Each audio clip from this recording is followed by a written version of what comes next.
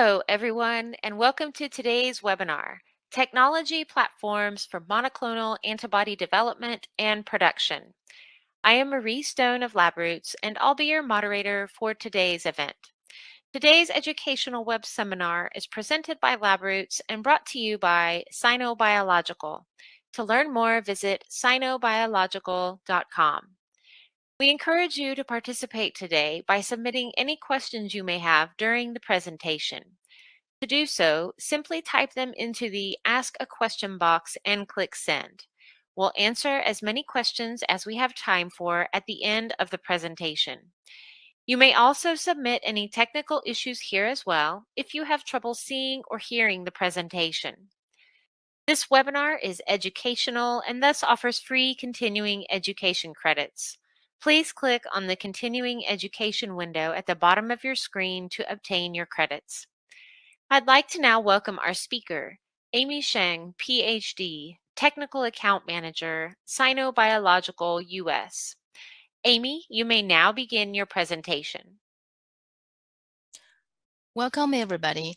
I am Amy Sheng, the Technical Account Manager of Sino Biological. Welcome to this webinar. In the next 30 to 40 minutes, I will walk you through the development of monoclonal antibody. We will briefly review the history of monoclonal antibody. I will use MAP to simplify it sometimes.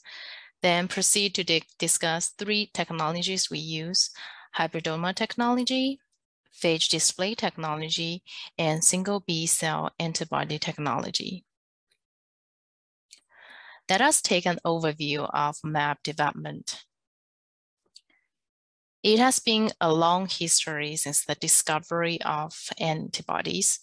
However, the MAP development goes back to 1975, when the first immortal hybridoma cells producing an antibody against sheep red blood cells was generated. MAP R&D platforms then keep optimizing, enabling the generation of a vast volume of antibody clones with surprising speed in the following years. The first antibody drug was approved by FDA in 1986. Since then, numerous MAP with multiple formats such as chimeric, humanized, bispecific have been applied to therapeutics. By today, more than 135 MAP drugs have been approved or under regulatory review for treating cancers, autoimmune diseases, viral infections, and etc. There is no doubt that more and more will be developed and approved for therapeutics in the future. Among the top 10 drugs by global sales, there are multiple MAPs for either for autoimmune disorders or for cancers. Again, proving the effects of MAPs in treating those diseases, also explaining why MAP development is such a hot topic, both in science or in business. MAP can be used as therapeutics, as mentioned in the previous slide, or as a reagent in diagnostics, like those in pregnancy test or COVID antigen rapid test. MAP are also widely used in biomedical research for qualitative or quantitative characterizing targets. Generally speaking, the technologies for MAP discovery had been developed for 4 generations. The first is the Hybridoma Technologies to develop immortal antibody-producing cells. The second is a generation of chimeric or humanized MAP by phage display. The third generation involves using single B-cell sorting techniques to obtain antibodies with native pairing. The most recent developed platform is using naive antibody library for antibody screening, which is most time-efficient way. It is not like smartphone that when the new generation comes out, the older one gets discontinued. All these platforms are used extensively in different scenarios, and today we will go through the basics of first three techniques: hybridoma, immunized phage display screening, and single B cell sorting.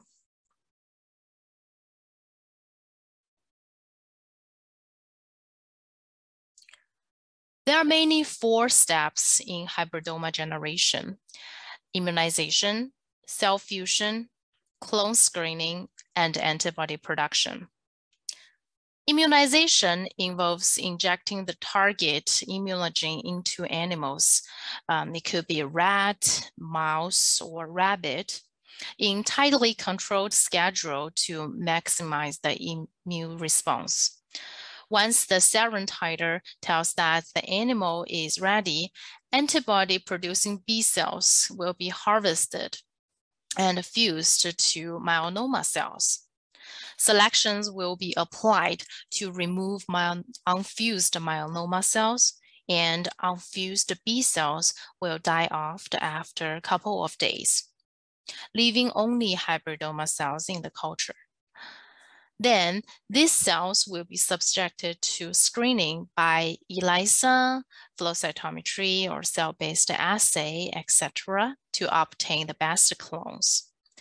With the hybridoma cell line, antibody can be produced either by in vivo production through mouse ascites or by in vitro production through cell culture.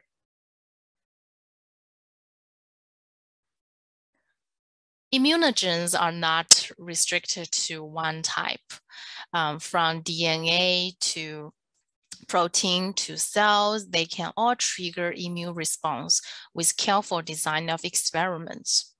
In fact, the choice of which format to immunize strongly influences the results. How the antibody generated be useful in different applications. For example, with the same target, antibody clone obtained from protein immunogen may have higher chance to work well in ELISA or flow cytometry than that obtained from peptide immunogen, since the latter may only recognize linear epitope that might not be accessible in the natural conformations. Besides the standard peptide and protein immunogen, we can also obtain antibodies using non-protein immunogens such as cells or DNA or viruses. Sino Biological built its legacy around recombinant production. Therefore, we prefer to use proteins as immunogens. Various production platforms can be used to generate the immunogens. However, many production is not very straightforward and needs troubleshooting for specific cases. Potential risks in the production includes and not restricted to low expression, aggregation, or degradation of the protein. The protein has very poor solubility, or it has high batch-to-batch variation. Okay, how should we tackle this? We can try different plasmids to help increasing production of the protein. Sino Biological has multiple proprietary vectors that have been optimized for recombinant production. Cultural conditions can also be optimized to solve problems such as low yield, degradation, aggregation, etc. There are a couple of case studies here shown. The time of culture is correlated to the degree of degradation in this particular protein. So if we want high purity, non-degraded protein, we need to shorten the culture time. This is an example of baculovirus insect cell expression system. By optimizing the MOI, multiplicity of infection, a higher level of expression can be observed.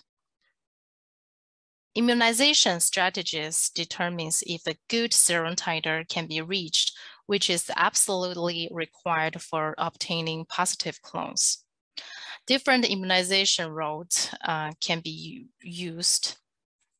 Among them, IP, meaning abdominal, and subcutaneous are the easiest, thus more widely used. For immunization schedules, you can stick to a routine immunization, which starts with first immunization, followed by sequential boosters, each time with standard amount of immunogens. Or you can do a rapid immunization with shorter time and a larger amount of immunogens.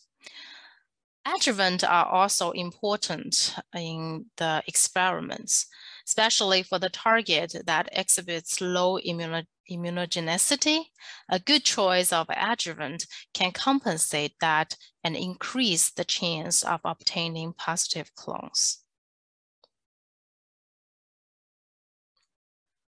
About cell fusions, there are two methods. One is PEG-mediated cell fusion. The mechanism is to use PEG, usually with an average molecular weight of 1500, to induce membrane rearrangement and cause the merge of two adjacent cells. The key factor for fusion efficiency are choice of PEG, concentration of the chemicals and cells, incubation time, and temperature of fusion. The advantage of this method is low cost and done manually, thus does not require any special equipment. However, the disadvantage is that the efficiency is low and process can cause great damage to the cells. The other way is electrofusion. Electrofusion has gained popularity, and we at Sino Biological mainly uses this method. The cells are positioned on a point contact state, and membranes are rearranged and fused under stimulation of an electric pulse. Despite the need of an electrofusion instrument, the advantages of the electrofusion are very obvious. It allows for more control over conditions, higher efficiency of the cells, and as well as better growth properties following fusion. Moreover, it can be performed with a smaller number of cells. Here is some data showing the electrofusion versus the PEG fusion. You can see that for the same target, electrofusion can generate much higher number of positive clones and higher cell viability after the experiments. Especially for the different targets, such as number 5, no positive clones were obtained from PEG fusion, but it is doable through electrofusion. After the fusion, extensive screening experiments are needed for two purposes. One is to isolate the clones that show high affinity, specificity, and yield. Second is to ensure the monoclonality. In this figure, an indirect ELISA was demonstrated. The target is coated on the solid support, or say ELISA plate. Antibody in the sample will recognize the target and bind to that. The interaction then will be detected by secondary antibody labeled with an enzyme that characterizes colorimetric reactions. The screening usually takes place in a couple of the rounds, at least 3 rounds, to make sure that the best clones are isolated for the later experiment. Besides ELISA, other screenings might be also used in different strategies to increase the success rate. For example, if we need to develop an antibody that will be used in flow cytometry, we can use flow cytometry in the titer test, the clone screening, and the subcloning to ensure that the final positive clone will be ideal for this application. At last, as mentioned, antibodies can be used either by in vivo production through ascites or by in vitro production through cell culture. Ascites production involves injection of hybridoma cells into mice and collect ascites for antibody purification. It is less controllable and has issues regarding animal welfare. The final product might also be contaminated by host proteins or even animal viruses. In vitro production involves culturing the hybridoma cells in flasks, bottles, or bioreactors. Currently, in vitro production has been optimized, in which serum-free culture and large-scale production are possible. So it is getting more and more favorable. Next, we will go through immunized phage display techniques. To start, we need to understand the biology of the phage. There are multiple types of phages can be used in phage display, such as T4, Lambda, and the M13 bacteriophage. M13, shown over here, has been used most extensively. It contains non-essential regions in its chromosome, so exogenous DNA can be introduced. Moreover, proteins are presented on the surface, making them accessible to the target of interaction. In the phage display technique, the feature of phage presenting a target protein outside is fully utilized. Here, the graph showing a recombinant phage displaying single-chain FV, aka SCFV, which is the basic of a library. So let's talk about how we do the phage display. First, antibody sequence information is obtained from the B cells from spleen or peripheral blood or bone marrow, then constructed into single-chain FV. It is inserted into phagemid. A phagemid, like plasmid, contains antibiotic marker, gene coding the antibody G3P fusion protein and regions required for M13 chromosome replication. An M13 helper phage is usually used for packaging of the phagemid particles in E. coli. Once a library of phages displaying different CFV is constructed, it is ready for screening. Phage display screening is a high throughput process including multiple rounds of 5 steps. Addition of the phage library into the antigen, phage with a single-chain FV binds to the antigen, washing off those non-bonders. Bound phages then are eluted by the enzymatic digestion using trypsin or by acid or base. The last, amplification of those binders. After a couple of the rounds, once the best clones are identified, the sequences of the single-chain FV will be cloned into expression vectors to make full-length antibodies.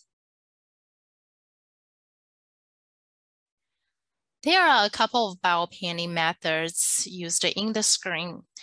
Immobilized method in which antigens are coded on the plates are most often used. However, in some cases, target might change conformation if directly coded on the plate. In this case, we would use in-solution biopanning to present epitopes better to the phage. There are also other ways of biopanning methods used widely.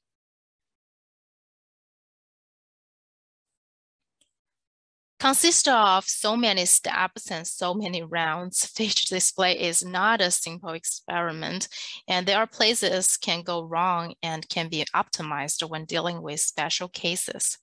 We have established a mature strategy when it comes to troubleshooting for phage display.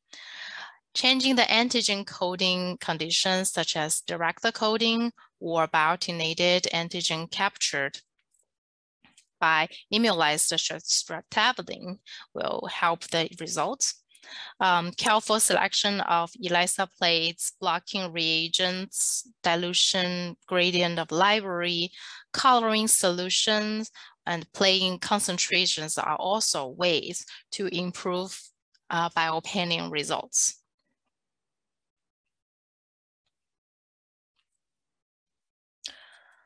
We have developed a long list of rabbit map by phage display. They have high affinity and sensitivity, specificity, and low background. Therefore, besides the regular application of Western blot, ELISA, flow cytometry, they are excellent reagents for IHC. And also they're ideal for map generation against mouse antigens. Besides the regular protein target, we also utilize phage display for anti-idiotypic antibody development. Anti-ID antibodies are antibodies that can recognize the antigen binding region of the antibody drug. They are inhibitory anti-ID-AB that blocks the binding of an antibody drug to the target, and also non-inhibitory anti-ID that detects the total drug or the bound drug exclusively. Due to the application of anti-ID apps differ, it is of great importance to differentiate them during screening. One step is to test the serum titer and pick the one with desired binding performance. Another step is doing the phage display. Different screenings such as competitive screening or complex specific screening can be applied to obtain a clone with either inhibitory or non-inhibitory binding. These are results of our anti-ID app development towards anti-CD33 interleukin-17 reference antibodies. The resulting anti-ID clones showed no reactivity towards human IgG and isotype control, but great binding compared with the reference antibody, suggesting that those clones specifically target the idiotypic regions. Both inhibitory and non-inhibitory clones and paired antibody ELISAs are successfully obtained from the experiment. Next, we're going to talk about how Sino Biological apply phage display in nanobody development. Nanobodies are antibodies that have only heavy chains and a lot have one constant region. So they only have CH2 and CH3, which make the whole molecule, is generally speaking, smaller than the regular IgG. They have also better solubility and higher penetration rate into tissue, thus has gained a lot of attention for therapeutic discovery. The development starts with blood collection from immunized llama or alpacas. VHH sequences then cloned into the phage mid to construct the library. Antigen-specific VHH are then identified by repeated rounds of binding, washing, and elution. At last, the best clones will be expressed as VHH or constructed into full length and characterize their purity and affinity and etc. Let us take a look at a case study regarding the development of antibody in the ADC, antibody-drug conjugates. ADCs are intended to target and kill tumor cells. The antibody part contribute to the specificity and affinity, or sometimes induce therapeutic response. While the drug part, also called payload, it contributes to the cytotoxicity. They are linked by a linker that is stable in circulation and are able to release the payload at the target. After the antibody attach themselves to the surface of the cancer cells, they will be absorbed and internalized. The payload then kills the cancer cells or even take an effect in the tumor microenvironment. Here, let's talk about the target. Tumor-associated calcium signal transducer 2, aka TROP2 or epithelium glycoprotein 1. It is a carcinoma-associated antigen that is pretty popular right now as a drug target. It is a transmembrane protein that transduces an intracellular calcium signal and also acts as a cell surface receptor. The expression of TROP2 is very low in normal tissue. However, elevated expression has been observed in many types of cancers, making it a very good natural target for targeted cancer therapies. To obtain good clones for anti-TROP antibodies, we introduced cells into the screening process. Using flow cytometry, we can see that clones Sino Biological developed has great specificity and affinity towards cancer cells, and almost no binding towards the epithelium cells. Regarding the internalization, the efficiency is comparable or even higher than the reference antibody. Using fluorescence, we're able to visualize the internalization of the antibody. Before the internalization, you can see that more fluorescence can be seen outside of the cell, perfectly outlining the cells, right? After 1 hour, you can see more fluorescence can be seen inside of the cells, indicating the successful internalization of the antibody. Also, it is reported that at an affinity towards target, a range of 1 to 10 nanomole, the efficiency of antibody internalization is the highest. The clones we developed all fall in this range, also proving that they can be a good candidates for ADCs. Next, we will talk about a single B-cell antibody development platform. First, let's review the immunology 101 for a minute.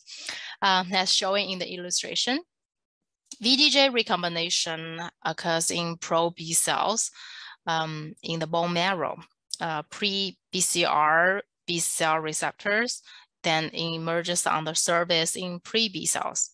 Once the immature B cells travels to peripheral lymphoid tissues, the final phases of B cell maturation occur.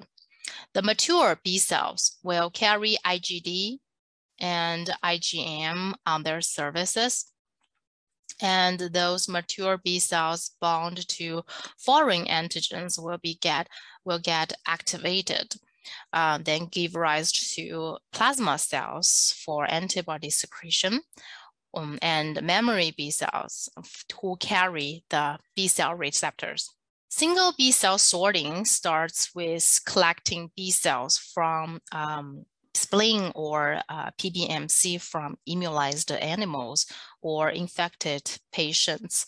To enrich antigen-specific memory B cells, B cell receptors on the surface can be used to bind an antigen that is usually coupled to a fluorescence dye, followed by a sorting of the stained memory B cells by FACS. Then the B cells can be lysed directly to obtain RNA, or they can be put into culture. The supernatant can be used to isolate clones with best performance. Variable regions, they are cloned into vectors for recombinant productions of the antibody, and later they can be validated by various assays.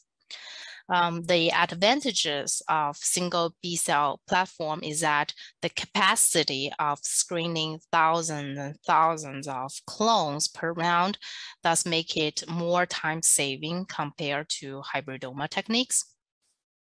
Second, natural cognate VH and VL pairing is preserved, making it has a higher chance to hit a clone with high affinity.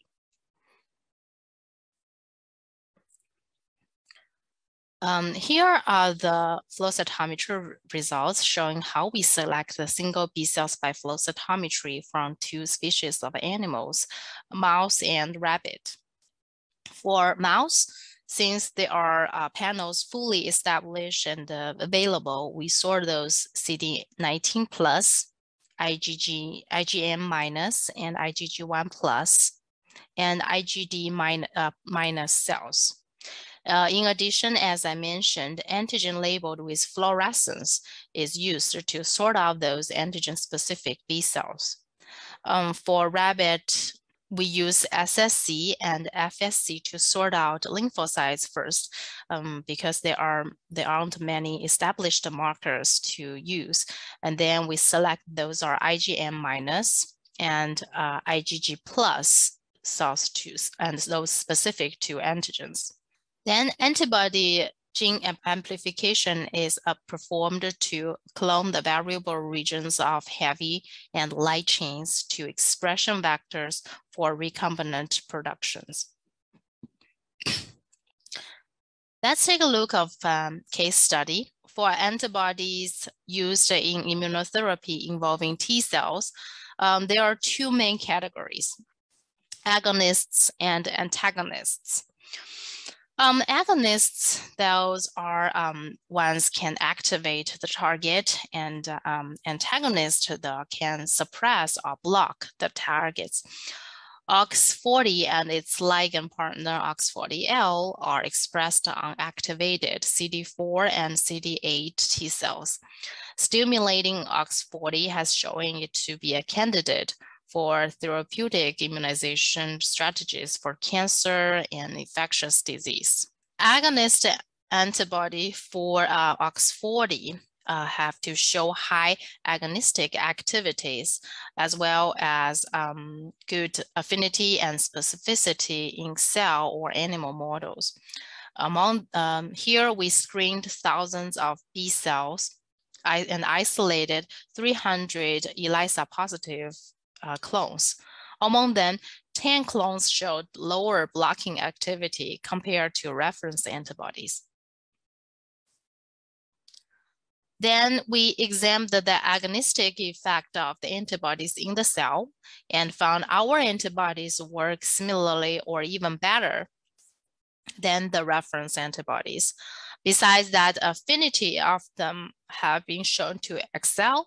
IL-2 secretion by T cells also shows increased upon the treatment of our antibodies, suggesting that our clones can successfully trigger therapeutic responses and be a good candidates for antibody drugs. There's another case study we performed on TIGIT antibody discovery using single B cloning. PCR was done directly after sorting. We were able to obtain multiple clones that perform equally to or better than the reference antibody within a surprising short time, 26 days. To summarize, we have discussed 3 platforms of antibody development. They all have its own pros and cons. And Hybridoma Technology, the one with the longest history, produces antibodies with native and chain pairing, and antibodies undergo in vivo affinity maturation. However, the time and capacity are limiting factors for large volume screening. Also, genetic drift in the antibody coding region can cause batch-to-batch variation and instability of the cell lines. Phage display and single B sorting have solved the problem of long screening time and low capacity to a certain extent. Antibody sequences are obtained directly, thus production and batch-to-batch difference can be controlled more tightly. The disadvantages of phage display are that antibodies may not be native pairing. The library size is dependent on the E. coli transformation efficiency. And for single B cell sorting, the single cell sorting equipment is required, and thus there is higher cost usually. Besides, antibodies for B sorting are not available for all the species of the animals. At our Sino Biological, we can offer antibody development for anti-D, nanobody, bispecific antibodies, antagonists, agonists, and ADC antibodies, phosphospecific antibodies, and etc. We have rich experience and many successful cases for those projects. After antibodies are developed, we also have the capacity to characterize them by various cellular, biochemical, or biophysical assays.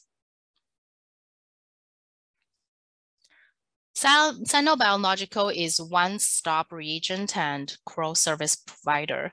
We have more than 6,500 catalog proteins, more than 14,000 antibodies, 32,000 cDNA products, and etc. Our CRO services cover recombinant expression for proteins or antibodies, antibody development, and customized assay development. Our product has been featured in many high impact factor journals and has spread their footprints in more than 90 countries. We truly hope that our effort can help your work and research and exert more and more beneficial influences on the scientific and human health field. Thank you. Thank you, Amy, for your informative presentation. We will now start the live Q&A portion of the webinar. If you have a question you'd like to ask, please do so now. Just click on the Ask a Question box located on the far left of your screen. We'll answer as many of your questions as we have time for. So let's get started. Our first question is, you talked about mouse, rabbit, llama antibody development. How does the choice of species affect the results? Thank you. Yes, since the structure of the antibodies from different species might differ, the results could also vary a lot. Mouse antibodies are more conventional. A lot of research were using mouse antibodies just fine. Then the development platforms for rabbit antibodies get established. And they got popular for that rabbits can recognize a broader diversity of antigens. So it is a better system to develop antibodies that are less immunogenic in mouse. Also, the antibodies are with higher affinity and specificity compared to those developed from mice. So you may be able to get a cleaner and prettier IHC image if you switch from mouse to rabbit antibodies. Moreover, rabbit IgG does not differentiate into different subclasses, so which will make the experiments easier. Rabbit antibodies are more stable and usually have longer shelf life, which also can make the lab managers happier. Llama, shark, etc. mentioned, they have distinct structure difference in antibodies. So they are able to bind to epitopes that are less accessible or antigenic. So they can be used to bind to cavities in the target and modulate the enzymatic activity of the target. Also, the blood clearance of labeled antibodies is very fast for VHH, thus it is very convenient to use it as a non-invasive in vivo imaging. So when we talk about what species to choose when we're trying to develop antibodies, we definitely need to think carefully about the application, what kind of results we want to obtain in the end, time, and sometimes even budget when we choose a species. All right, thank you. Next question. What's the usual timeline for antibody development? It is definitely a long process, up to a couple of months. It starts with antigen preparation. Different antigens may require different timeline and process. For example, recombinant and proteins may take up to 3 to 4 weeks to make. Then standard immunization can take 8 to 10 weeks. If we use rapid immunization, it can be shortened to do within a month. Still, timeline for screening and antibody production varies depends on which platforms to choose. Single B sorting is the shortest one. You can obtain the antibodies as soon as within a month after immunization completes. However, for hybridoma and phage display may take up to 2 months to get monoclonal antibody with demonstrated reactivity and specificity after the immunization. Okay, thank you. Next question. If the naive antibody screening is available and can produce antibody with shorter time, are methods with immunization still needed? The answer is yes. Naive antibody library, even though it is very, very convenient in shortening the discovery time, there are issues about it. The library may be less easily accessible, especially human library. Secondly, the antibodies screened from the naive library may have less affinity towards the target. So we may still need to perform affinity to maturation after to improve the affinity of selected clones. Thus, the antibody development using immunization is still going to be prevalent unless those two issues got resolved. Okay. Next question. How does the recombinant antibody compare to the traditionally developed antibody? In nature, antibody developed from phage display or single B are recombinant antibodies since cloning of antibodies sequences is involved. There are advantages over antibodies from hybridoma are many couple of points. One is the scalability. We can have cells expressing the antibodies in bulk in very short time and culture them in huge bioreactors. So it is very common to produce gram level antibodies in our facility. Second, in vitro animal-free production. So as I mentioned, some antibodies from hybridoma are still produced using a mouse ascites. For recombinant antibodies, we can fully use in vitro systems and have serum-free medium, so no contaminants from animals.